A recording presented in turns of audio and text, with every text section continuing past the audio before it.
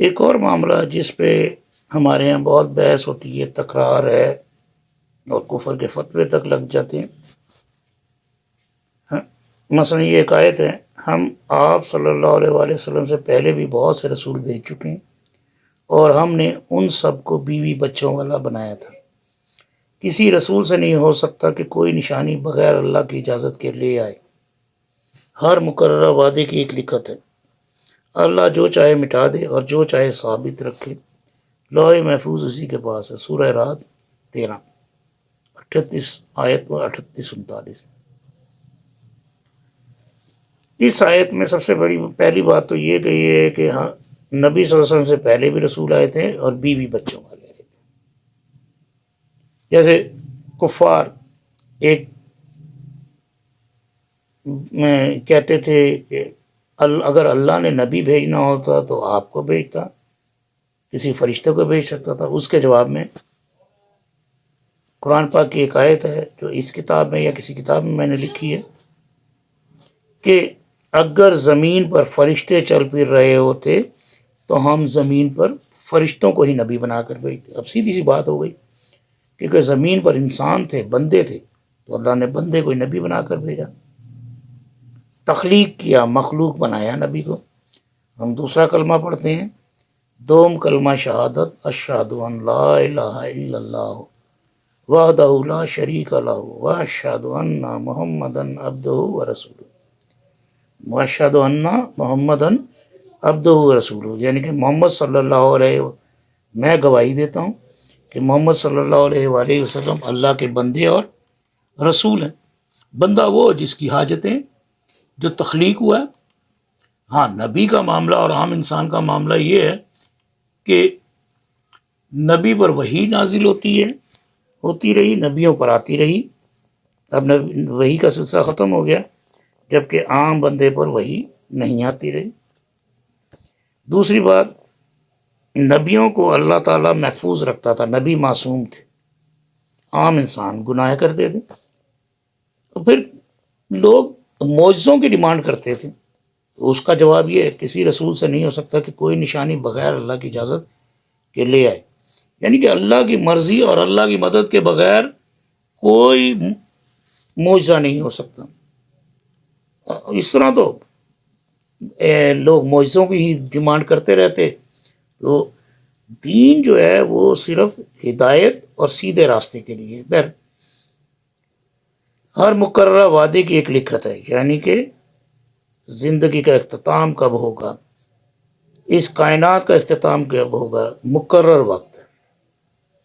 اللہ جو چاہے مٹا دے اور جو چاہے ثابت رکھے. لوح محفوظ اسی کے پاس ہے. لوح محفوظ جس میں ایک قرآن محفوظ ہے، اس کو ہم یوں بھی لے سکتے ہیں. ہمارا ضمیر جو ہے کہ جب بھی ہم یا کوئی غیر مسلم قرآن کی آیت سنتا ہے تو وہ اس کے ضمیر میں پہلے سے ہوتے ہیں. سورہ رعد آیت 38-39. ہر جاندار موت کا مزہ چکھنے والا ہے.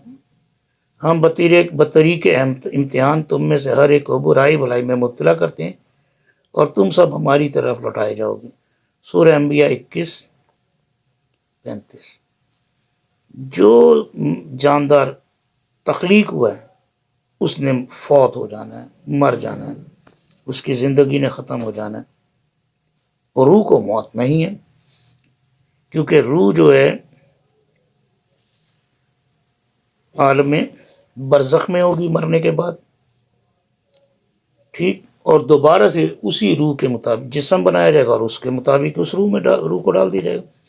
ہم بطریق امتحان تم میں سے ہر ایک کو برائی بھلائی میں مبتلا کرتے ہیں. جو ہم پر مشکلیں آسانیاں آتی ہیں یہ امتحان ہی ہیں، بلکہ یہ زندگی امتحان ہے.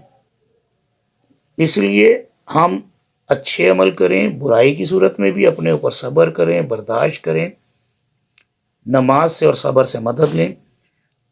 اور یہ ذہن میں رکھیں کہ ہم نے اپنے ہر عمل کا جواب اور حساب اللہ تعالیٰ کو دیا. کیونکہ قرآن پاک کی آیت میں آخر میں ہر کسی نے اللہ کی طرف لوٹائے جانا اور اللہ کے سامنے پیش ہونا ہے. یقیناً ایمان والے تو وہی لوگ ہیں جو اللہ اور اس کے رسول پر ایمان لاتے ہیں، پھر شک نہیں کرتے، اور انہوں نے اپنی جانوں اور مالوں سے اللہ کی راہ میں جہاد کیا.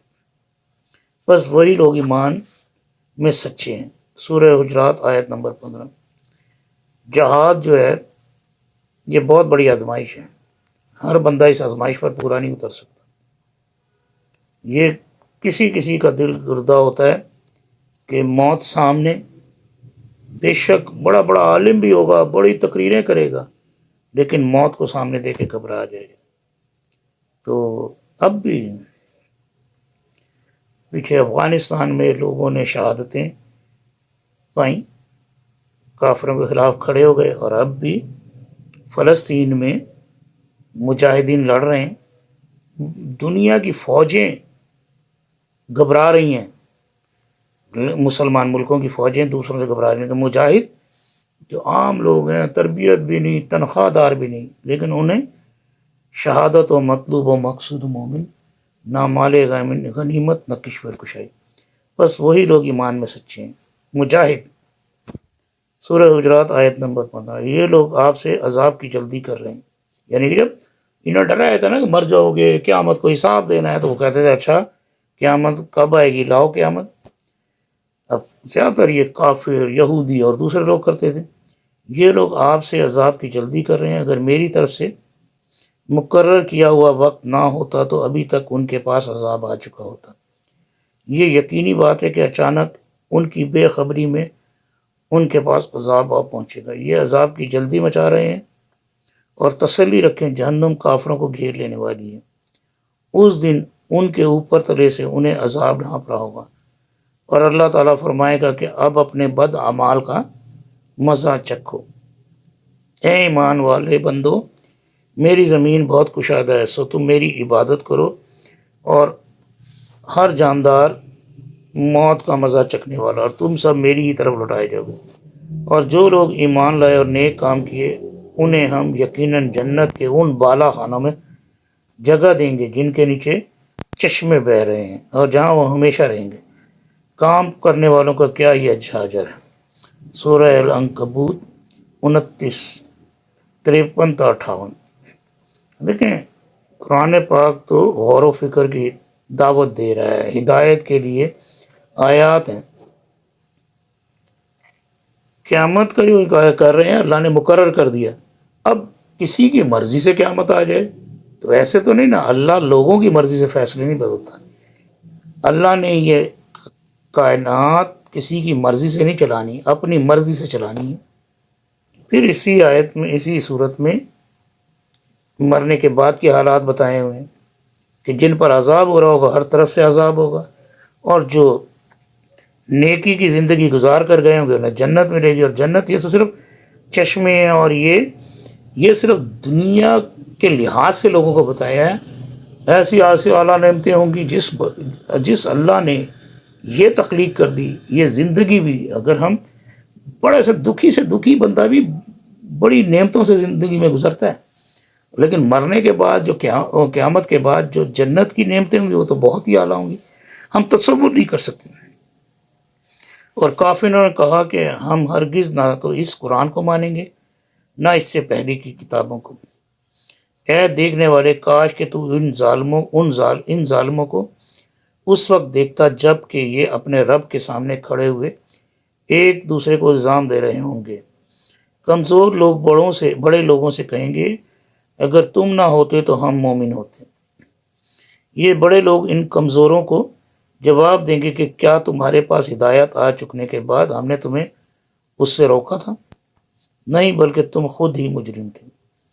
اس کے جواب میں یہ کمزور لوگ ان متکبروں سے کہیں گے نہیں، بلکہ دن رات مکر و فریب سے ہمیں اللہ کے ساتھ کفر کرنے اور اس کا شریک مقرر کرنے کا تمہارا حکم دینا ہماری بے ایمانی کا باعث ہوا، اور عذاب کو دیکھتے ہی سب کے سب دل پشیمان ہو رہے ہوں گے، اور کافروں کی گردنوں میں ہم توق ڈالیں گے، ایک طرح سے غلامی میں جکڑیں گے، انہیں صرف ان کے کیے کرائے اعمال کا بدلہ دیا جائے گا۔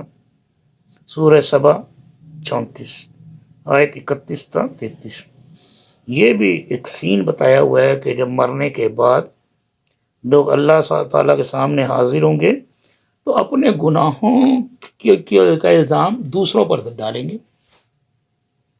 مثلا ہم اس وقت جب حضور صلی اللہ علیہ وسلم بھی تبلیغ اور دعوت دیتے تھے تو جو کمزور لوگ تھے وہ مسلمان ہو جاتے، وہ پسے ہوئے تھے اس معاشرے میں، لیکن وہ اپنے مالکوں سے ڈرتے تھے، ان کی دیکھا داکھی، امیر طبقے کی، بڑے طبقے کی دیکھا داکھی، وہ بھی شرک میں مبتلا تھے، ضروری نہیں کہ غلام، اور بھی جو کمزور طبقہ تھا وہ بھی بڑوں کے پیروی کرتا تھا۔ تو قیامت کے دن ایک دوسرے پر الزام لگائیں گے کہ نہیں اس نے بھٹکا دیا، اس نے بھٹکا دیا، تو جن لوگوں پہ وہ الزام لگائیں گے نا کہ آپ نے ہمیں غلط راستے پر لگایا، وہ کہیں گے جب نبی آ گئے تھے، نبی نے اتنی واضح ہدایت اور دعوت دی تو اب قبول کر لینا چاہیے تھا۔